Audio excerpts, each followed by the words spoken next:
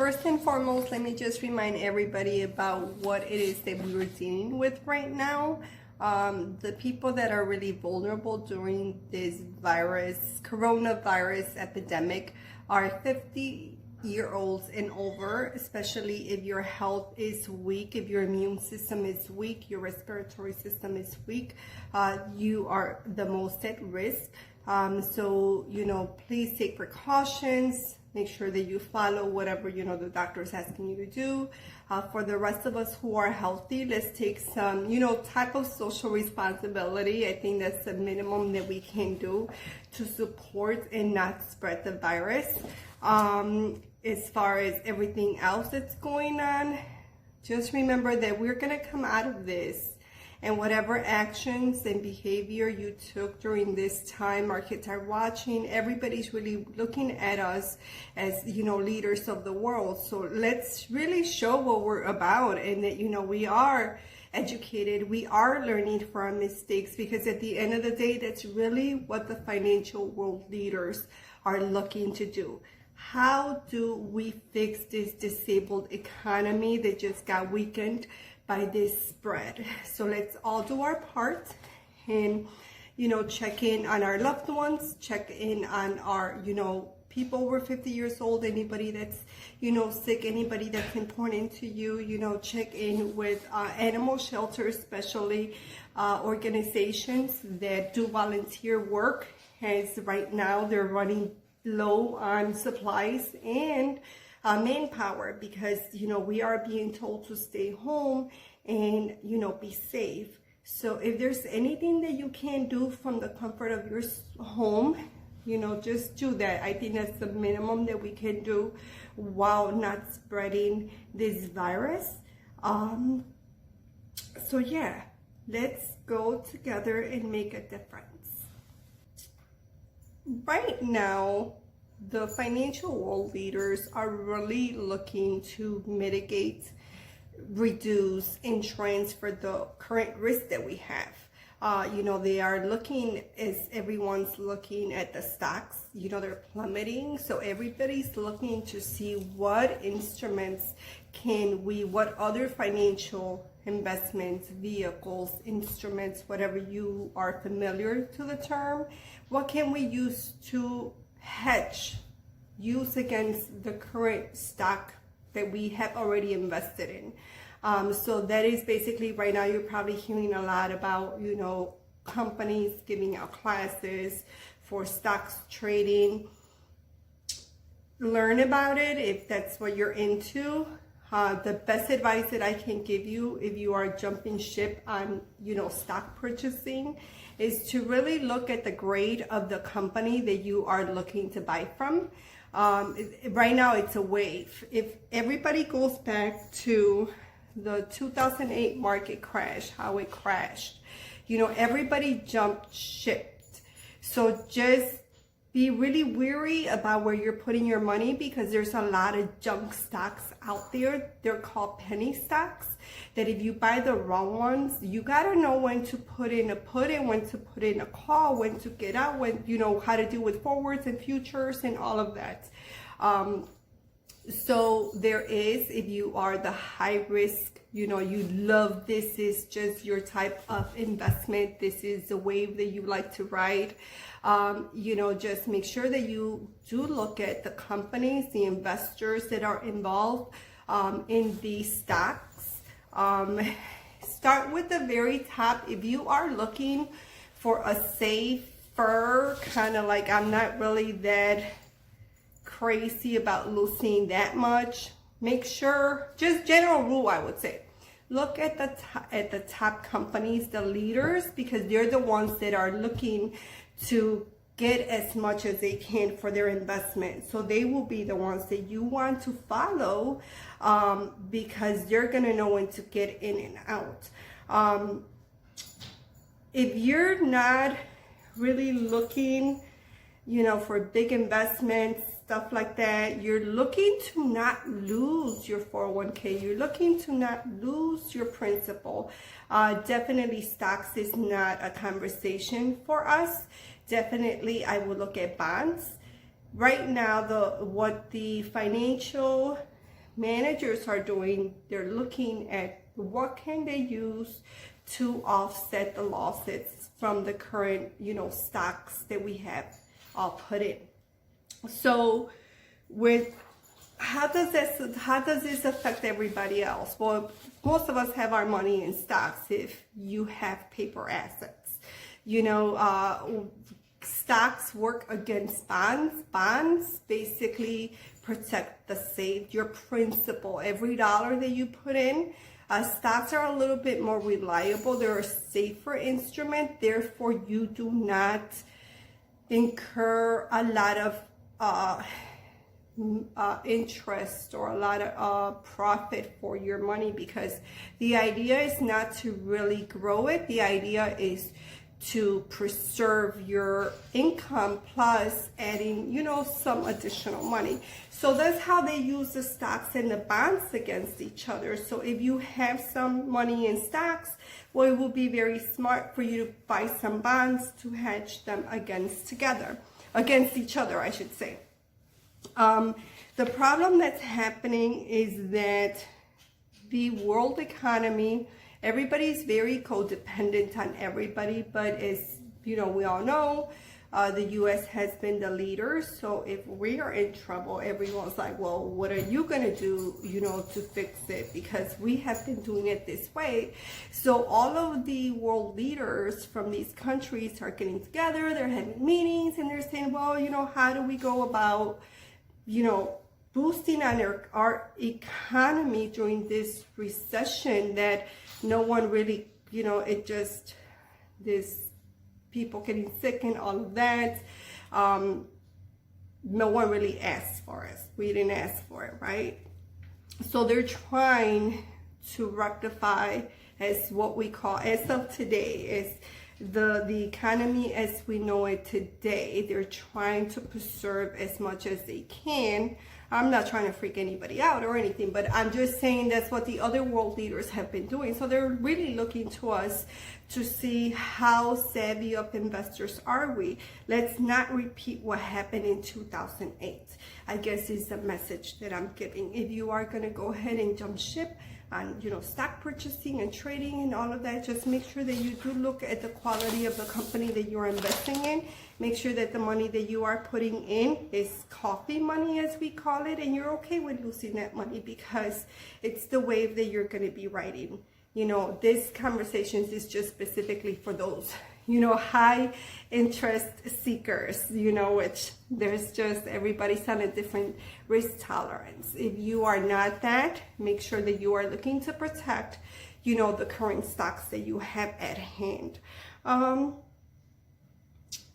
As I was saying, the economy as we know it today, it's been disabled.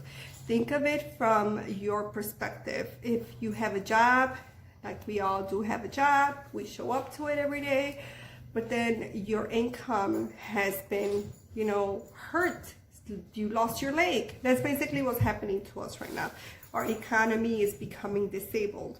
So we need to be very smart about how do we contribute to the solution to help you make some decisions on, what you should be looking for as a business owner. How do I behave during this time as a consumer? What do I do with all this information as well?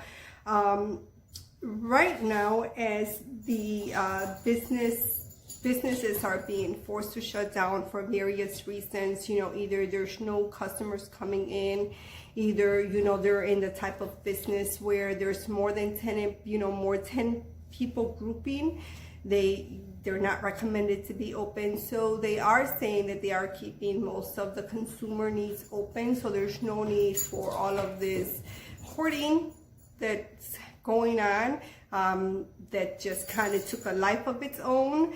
So as the businesses do need to change with this environment, think of ways that you can add value to the economy. Think of ways that how can you add value? Well, different ways. If you're an investor, you could definitely invest in the businesses that you see will thrive through this market. That would be the number one thing. You as a business owner, you need to figure out as well, how do you stay afloat through this market as well, right? So there is already, giants making waves in this process. One giant who is making a wave is Universal Studios. They've already signed contracts. They're going through the process of saying that we will no longer be attached to go to the movie theater to see a new movie release. There's 3 movies as of Friday that will hit our homes because we are in quarantine. We can't get out. Personally, I love it. My husband, I don't know. He loves the movies, so this might hurt him more than it hurts me. But that is one, benefit that they're making to still have a connection to its consumers so that they do not lose their earnings on their stocks. They're trying to survive. So those are the kinds of companies that as an investor you can look to see, like, who is trying to stay afloat above all this? Who is trying to make a difference in this economy that's just so full of uncertainties? That's who I will personally, that's who I would look for. But if you don't want to follow that advice, by all means, this is all freedom of speech disclosure. You do not have to follow anything that I say. But from my research, from, as you all guys know, this is my life. So this is just me sharing what I know and what I think adds value to you. But like I said, disclosure, you do not have to do what I say in this video by any means of the word. Okay, so having said that, that is one giant, that's being creative, that's thinking outside of the norm, saying, how do I, they're not saying that we're gonna die, they're not saying anything, they're just saying we need to learn how to survive in this new economy that we're in. Like, people are not able to get out of their house. How do we still put our brand inside their homes? So look at advanced companies like that are willing to put money back into the economy. In comparison to, let's say, junk bonds, junk stocks, those are upcoming that you got to look at a lot of things that if you're willing to invest in these, you have a very 50-50 chance that they're going to make it or not. Because this is where Apple came out of. This is where a lot of big companies that today came out of. So you just have to make sure that you understand your risk tolerance and that you have enough coffee money to put into these companies to see those higher potentials on your return. Some companies are needing to shut down stores to just help prevent the spread of the virus. Think of your citizen, your older citizen, where they go to have fun. I know, a lot of people love to hang out at McDonald's. A lot of people love to hang out at the mall. A lot of people in that age group, they're starting to go into retirement. They're starting to enjoy life, which is where we're heading, right? So we need to be as social responsible as possible. So what they're doing is they're saying, you know what, for the time being, you just can't come here. Stay home, listen to the rules. We will open back shop once all this crazy stuff is over. Right now, we just need to limit that interaction that we're having with each other. So look at, companies who are, being progressive like that they're saying, they are taking that social responsibility. Others are cutting back because their customers are staying away. Those are the ones that I would be a little sketchy about. Or I would just say, you know what, that's okay. I'm going to make the loss over a period of years. I wouldn't go crazy and go get out of them. I would look for how do you hedge, how do you transfer the losses that you're going to take on that. I would definitely look at that route, because by doing that, you are going to be contributing to the economy. It's eventually going to rectify itself the way I see it. But again, this is, do whatever you want. But those are the companies, like a perfect example, the alcohol industry. you're not going to go stop buying your stock from the alcohol industry because it's going to fix itself. That's the most perfect example that I could think of just be very educated about whatever moves you make, because you could add, or you could add to, you know, the good things that everyone's trying to do, or you could add to the, you know, dangers that everyone's trying to avoid. A lot of businesses are just improvising. So Starbucks is actually eliminating all their seating in the U.S. For the next 2 weeks, you know, to respect that social distancing. So they will still be open. You could still go through their drive-through. They're doing business just a little bit differently than they would before. You know, a lot of schools are actually doing virtual classes. So the children don't need to be in school, but, you know, parents are receiving their packages of this is what they got to do when they're in school. A lot of folks, a lot of companies are really taking the lead on having employees work from home. I think that's amazing. As you all know, I work from home. That's how my girls work. So I think that's, you know, everyone's finally coming to, you know, that level. We're all on the same boat now, you know. Temporarily, things will eventually go to some type of normal. I don't think it's going to be like the kind of normal that we know right now. I really don't think that we're going to look at the economy at the same way they were looking at it right now. I don't think it would ever, it won't be the same anymore. So what do I mean by that? Like, you're already noticing that there are a lot of packages and incentive financial packages coming our way from, you know, the government about the housing market, you know, the loan industry. So that's a sign right there of we are becoming flexible, a lot more flexible than we were before. Investors who are buying those debt instruments are the ones who are the most vulnerable.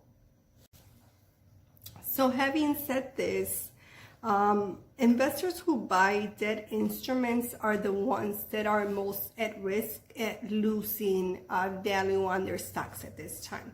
Anybody who has lent out money, who are attached to people who, you know, will be affected by the virus, by people who have lost their jobs. Well, what happens when you're disabled, what happens when you're sick is, well, your income is the first one or one of the factors that may be affected during this time.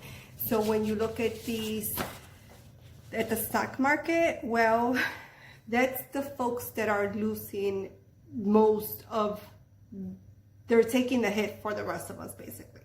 They're the ones that are, you know, the investors are just buying debt instruments to help the economy. So what does this mean to me?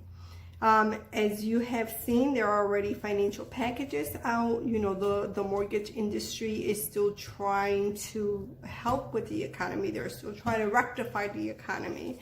So they are offering, these are not permanent. Make sure that, you know, you understand and you talk to your lender about what this means to you. Right now, if you have stellar credit, if you have really good credit and you have money saved aside, this is a perfect time for you to buy. That's basically what it means, because you can get some type of break that could mean, you know, some money in your pocket that you know, you didn't have before. If you're not in that situation, well, obviously that's not an opportunity. But as far as if you know that your industry, that's the other thing. If you know that your industry is not affected by this economy hit, then that's another favorable factor for you as well. Some of the most common debt securities instruments include U.S. Treasuries, municipal bonds, corporate bonds, A debt instrument is basically a tool an entity can use to utilize capital, such as real estate, inventory, merchandise. One thing about real estate is that it is illiquid. So if you are ready to be a homeowner, if you were a business owner that was ready to be in a position to, buy a property, like right now is definitely a very good time for you to be, talking to your lender, your real estate agent, your professional team to help you achieve those goals. Do understand though that, the incentives that are being put out there is so that we can all pitch in. That's really the whole purpose of it, to help you pitch in and bring some of your money back into the bucket of we all just need to recycle. At the end of the day, the only ones that really drive the economy is all of us, so those interest rates, those terms may be temporary. So just make sure that you talk to your lender about how everything is changing, because as we are all witnessing, everything is changing on a daily basis. So just ask of what kind of contract are you signing at the end of the day, As far as the IRS goes with taxes and getting refunds and all of that, we haven't seen anything. Of course, we are keeping an eye on it on a daily basis, every other hour, just because it's been crazy like that. The thing that we did see is that any medical expenses that you have related to coronavirus will be covered under your high deductible plan. So, I don't think any of us didn't think it would be, but I guess they just wanted to put it out there because it is news. But as far as them delaying anything, right now, I haven't seen anything. So if you are waiting for your refund, continue to check in on the IRS website to make sure that, you are keeping an eye on it. To go back to the, how do you prevent some of these financial losses that you could be experiencing, as any leader would say, look at your investment portfolio and look at your risk tolerance and make sure that if you are looking to make some changes, if you are looking, if you have questions about it, do follow the governmental and different companies who report. These are independent financial organizations who are keeping everyone to date, because at the end of the day, we all have to do what's right. So if you don't want to come out losing, if you don't want to come out, damaging another part of the economy, infrastructure, that will be a really, those will be really good resources for you to come up ahead. If you are looking to save on your principal, we did talk about the bonds and how that works. So make sure that, you understand that if you do have some stocks, you might want to look into some bonds to, hedge them up against each other. So I think this brings us to our closing. I think that if each of us as investors, we become educated and, not jump ship on what's wrong, on, be educated is what I'm saying. Do your research. Make sure that you do your due diligence. Make sure that you read disclosures. Make sure that you read contracts. Make sure that you read agreements. Make sure that you read, because there are very small fine prints that it could definitely hurt you. As far as, I think that if we all encourage and focus on learning about what is going on and what we can do to help, I think that's going to take everybody in waves, and it's going to take us up ahead. We at MRB Financial, as you all know, we do have virtual services. That is, one of our highlights. We are recommending and encouraging our clients that if you feel that you have been in contact, we are virtual. Give us a call, email us, contact us. We are able to help you still process your taxes, especially because we haven't heard anything, any interruptions about the IRS. So I would definitely give us a call. to get your taxes done as soon as possible. We are virtual. You do not have to leave your home. We have tools available for that. So yeah, please contact us with any questions that you may have. And this brings me to our end of our coronavirus conversation and finances. Thank you for joining us on this weird monthly on our YouTube channel. As always, please follow us, subscribe, like, and share our information on our medias. We will stay current as as the economy we know it today. We're just going to keep an eye on it. Our raffle is still in effect. As of Friday, we had 97 entries. So we will go ahead and update soon as well. Please do share this video, as I think it would add a lot of value to your friends and family, and just how together we can all be a part of the solution. Again, this is Ruby Velasquez with MRV Financial. Thank you so much for joining us today.